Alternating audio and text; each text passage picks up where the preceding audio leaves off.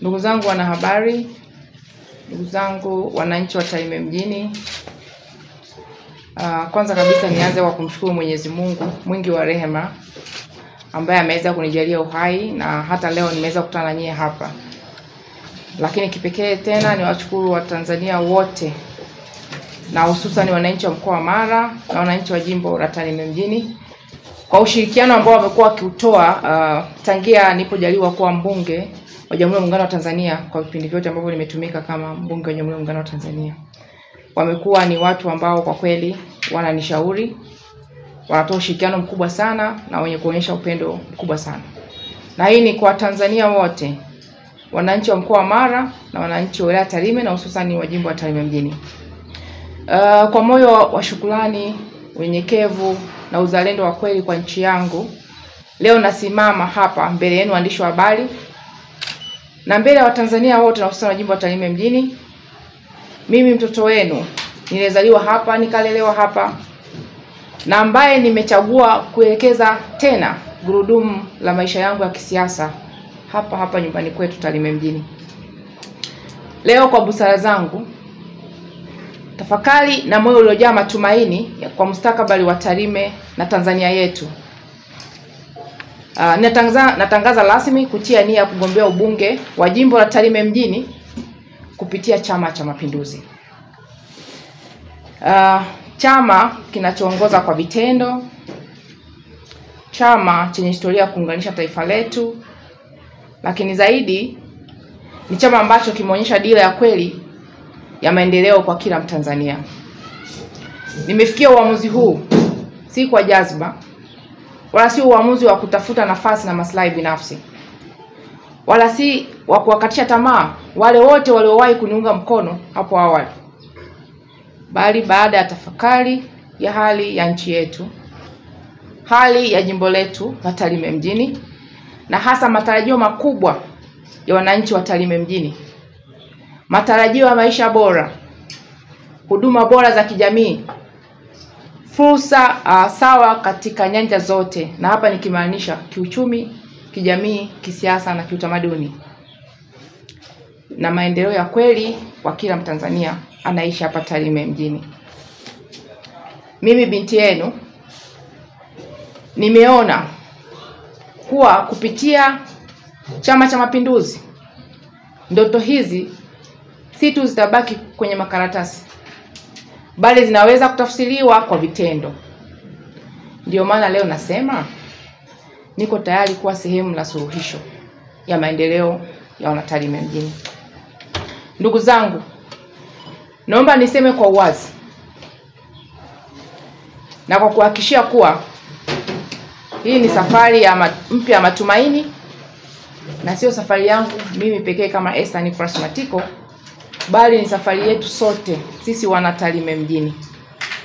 Ni safari ya mabadiliko chanya, safari ya mshikamano, safari ya kazi na utu, kama kauli mbiu ya chama chetu inavyosema, kazi na utu, tusonge mbele.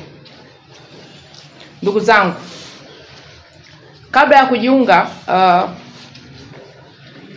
na Chama cha Mapinduzi, nitafakari sana dhamira ya rais wetu Mheshimiwa Dr. Samia Suluhu Hassan, kiongozi aliyepokea nchi kwa mazingira ambayo sote tunayafahamu, aliyepambana na kujipambanua kusukuma gurudumu la maendeleo kwa mustakabali wa taifa letu katika mazingira ya aina zote bila kuchoka.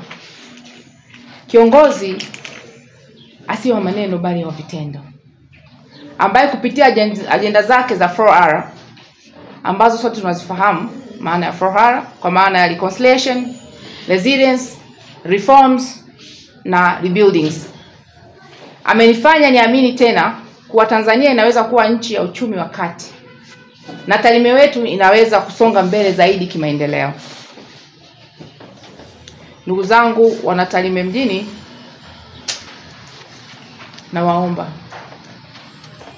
mtambue kuwa Chama cha Mapinduzi cha leo si chama cha historia pekee, bali ni chama cha mustakabali chanya wa taifa letu. Ilani ya Chama cha Mapinduzi ya mwaka 2025-2030 ambayo naamini baada ya kuwa imeweka wazi baada ya mkutano mkuu, wengi wetu mtakuwa nayo, na hapa nimekuja nayo pia. Imenivutia kwa namna ambavyo imeweka vipaumbele katika huduma zote za kijamii: afya, elimu, miundombinu, uwezeshaji wa wanawake na vijana, pamoja na uboreshaji wa uchumi wetu wa ndani, kwa maana kwa kila Mtanzania, kuhakikisha kwamba hata bidhaa ambazo tunazalisha Tanzania kwenye viwanda vyetu vinaweza kuhakikisha kwamba vinapewa pale panapohitajika, vinapewa subsidies kwa maana ruzuku, lakini pia vinatolewa kodi ili kuweza kuhakikishia wazalishaji wa ndani sio tu kwamba wanatoa ajira, lakini wanaweza kuwa na gharama ambazo ni nafuu zaidi na wakaweza kuzalisha kwa tija, na hivyo tukapunguza kuingiza bidhaa kutoka nje.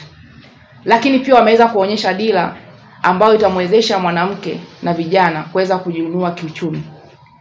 Lakini pia pamoja na uboreshaji wa uchumi kwa kila Mtanzania, sio tu kwa vijana, sio tu kwa wanawake, sio tu kwa watu wenye ulemavu, lakini hata kwa wazee ambao wengine wameshastaafu, na hata imekuwa reflected kwenye bajeti yetu kutoka pension ya 100,000 imeenda mpaka 2,500,000. Kwa unaweza ukasoma dhamira ya dhati ya serikali ya Chama cha Mapinduzi.